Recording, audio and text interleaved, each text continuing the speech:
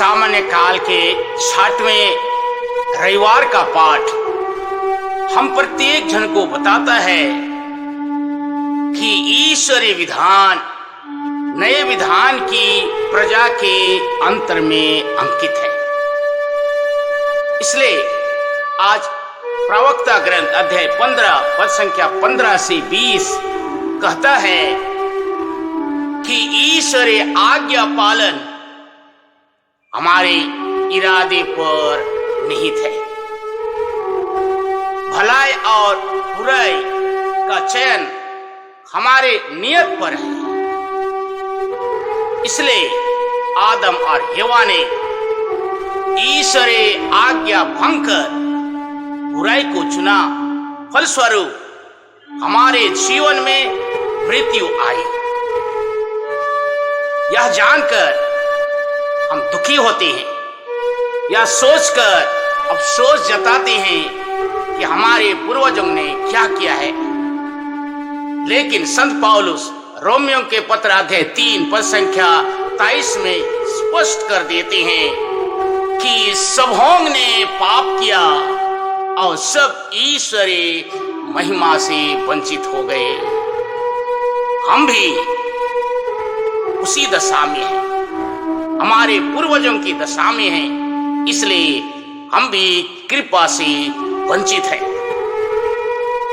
साम संहिता अध्याय 119 स्पष्ट कर देता है, जो पवित्र जीवन जीते हैं वे सदा खुश रहते हैं। ईश्वर के मार्ग पर चलते हैं।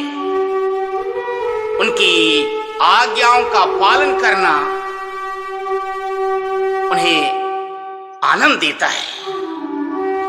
उनके जीवन में ईश वचन पांव का दीपक है।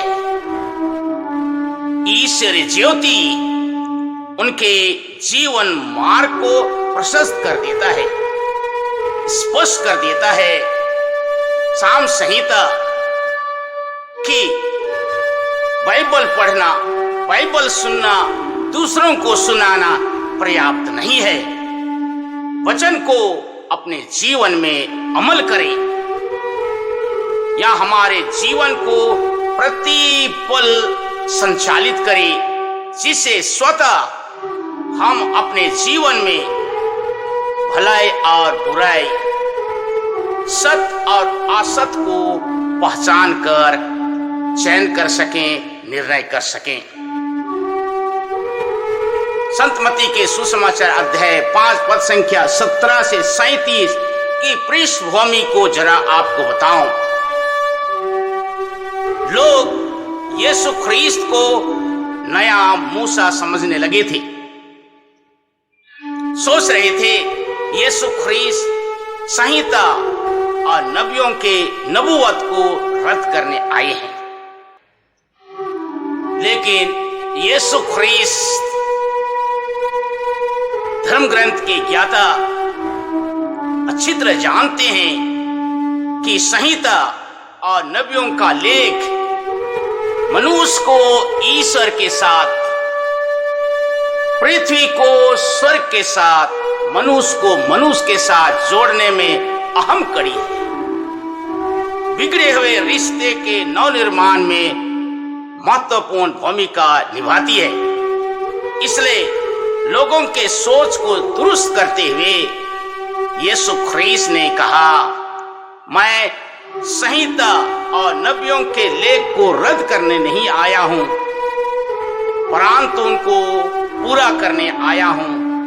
आकाश और पृथ्वी टल जाए तो टल जाए, लेकिन संहिता के लेख का एकमात्र या एक बिंदु बिना पूरा हुए नहीं टलेगा। इस कथन से स्पष्ट हो गया हमें कि कैसे धर्म ग्रंथ धीरे धीरे यीशु ख्रीस्त के जीवन में पूरा होने लगा है। ईसायास नबी यीशु ख्रीस्त के हजारों साल पहले अपने किताब में अध्याय 7 संख्या 14 में स्पष्ट किए हैं, एक कुंवारी गर्भवती होगी, पुत्र प्रसव करेगी और उसका नाम इमानुएल रखेगी। इसका अर्थ है प्रभु तुम्हारे साथ है। यीशु ख्रीस्त के जन्म के साथ यह कथन पूरा हो गया। यदि धर्म ग्रंथ को पढ़ें तो पुराने विधान में आदम के 2 पुत्र थे, कायन और हाबिल। बलिदान के लिए अपने श्रेष्ठ और प्रथम उपज को कायन ने ले आया फसल के रूप में, और हाबिल ने मेमना के रूप में ले आया और उन्हें बलिदान चढ़ाए। अब्राहम ने अपने पुत्र को लेकर मोरिया पर्वत चला गया और चढ़ाने के लिए तैयार था, लेकिन ईश्वर प्रदत्त मेमना को उन्होंने बलिदान चढ़ाया।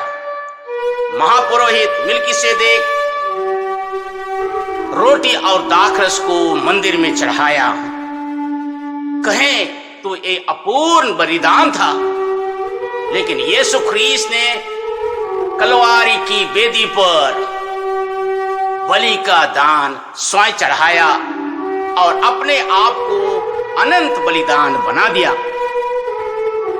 इस प्रकार धर्म ग्रंथ के कथन को उन्होंने संपूर्ण रूप से पूरा किया। बाइबल में हम प्रत्येक जन जानते हैं, यीशु ख्रीस्त ने संत लूकस के सुसमाचार अध्याय 24 में कहा, मानव पुत्र पापियों के हवाले कर दिया जाएगा, क्रूस पर चढ़ाया जाएगा, मार डाला जाएगा और तीसरे दिन जी उठेगा। यह कथन यीशु ख्रीस्त के जीवन में चरितार्थ होता है। साम संहिता अध्याय 22 पद संख्या 11 में कहता है, एली एली लामा सबक्तानी।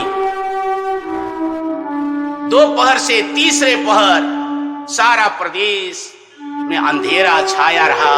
यीशु ने पुकार उठा, एली एली लेमा सबक्तानी, हे मेरे ईश्वर तूने मुझे क्यों त्याग दिया। इस प्रकार बहुत सारे कथन यीशु ख्रीस्त के जीवन में पूरा होते चला गया। मेरे प्रियजन, इसलिए यीशु ख्रीस्त कहता है, आज जो संहिता पढ़ रहे हो, देख रहे हो, सुन रहे हो, सुना रहे हो, इसको मैं पूरा करने आया हूं। एक एक मात्रा, एक एक बिंदु पूरा होगी। इसलिए जो कोई भी संहिता के लेख को मानता है और मानने के लिए सिखाता है, उन्हें स्वर्ग में महान घोषित किया जाएगा। लेकिन जो संहिता के नियम, ईश्वर की आज्ञा को पालन नहीं करता और पालन करने नहीं सिखाता है, स्वर्ग में छोटा समझा जाएगा। सुसमाचार में यीशु ख्रीस्त आगे कहते हैं, पूर्वजों से कहा गया है हत्या मत करो, लेकिन मैं तुमसे कहता हूं, जो अपने भाई से बैर करता है वो कचहरी में दंड के योग ठहराया जाएगा। यीशु ख्रीस्त बैर को हत्या के बराबर आंकते हैं। बैर माने होता है ईर्ष्या, निंदा, शिकायत, द्वेष, लड़ाई, झगड़ा, लोभ, लालच। ये द्वेष है। हम अपने माता पिता, भाई बहन, पत्नी, बच्चों के प्रति हम विद्वेष करते हैं। लड़ाई झगड़ा, ईर्ष्या, द्वेष, निंदा, शिकायत से हम रोज दिन जीते हैं। याद रखिए, आप और मैं मौन हत्यारे हैं अपने प्रियजनों का। यीशु ख्रीस्त कहते हैं, कहा गया है व्यभिचार मत करो, लेकिन मैं तुमसे कहता हूं, जो किसी व्यक्ति को बुरी दृष्टि से देखता है, वह अपने मन में उससे पहले ही व्यभिचार कर चुका है। सचमुच में यह हम प्रत्येक जन के लिए एक आह्वान है। बहुत बार हम सोचते हैं कि मैं हत्या नहीं किया हूं, व्यभिचार नहीं किया हूं, झूठी शपथ नहीं खाया हूं, बहुत सारे अच्छे काम करता चला जा रहा हूं, इसलिए मैं पवित्र हूं। याद रखना, हो सकता है वास्तविक रूप से हत्या ना किया होगा, व्यभिचार ना किया होगा, लेकिन तन और मन से वंचित नहीं हैं, तो हम पवित्र जीवन कैसे जी रहे हैं? स्पष्ट है, हमारे मन में, हमारे तन में ये पाप रोज दिन आता जाता है। आर्चबिशप 14 सेन ने जेल मिनिस्ट्री के लिए जाते थे और बंदियों को देखकर, कैदियों को देखकर बार बार यही सोचते और उनसे कहा, तुम में और मुझ में एक बात का अंतर है। तुम प्रत्येक जन जो जेल में हो, पकड़े गए हो कुकर्म करते हुए, लेकिन मैं पकड़ा नहीं गया हूं, यही अंतर है। प्रियजन, आर्चबिशप 14 सेन की तरह हम में भी फारिसीपन, आप में भी फारिसीपन व्यर्थ है। हम दूसरों के दोष को उजागर करने के लिए तनिक कसर नहीं छोड़ते हैं, लेकिन अपना दोष छिपाने के लिए 100 चेष्टा करते रहते हैं। इसलिए यीशु ख्रीस्त ने कहा, यदि तुम्हारी धार्मिकता फरीसियों की धार्मिकता से गहरा नहीं है तो स्वर्ग में प्रवेश नहीं कर सकती हो। मेरे प्रियजन, आज हमारा जीवन ईश्वरी कृपा पर होना चाहिए। यीशु ख्रीस्त ने कहा, जो आज्ञाओं का पालन नहीं करता है वह मेरा शिष्य नहीं हो सकता है।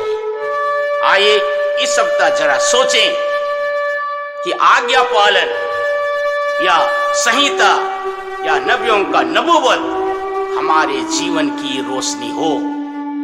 रोज इसे अमल करें, अपनी बात, अपने व्यवहार, अपने चाल, अपने चलन में हम दूसरों को सिखाएं, केवल नहीं, पहले अपने मन को सिखाएं, पहले अपने तन को सिखाएं, पहले अपनी आत्मा के साथ जीने सीखें। आइए ईश्वर आपको मुझे आशीष दे। आमीन।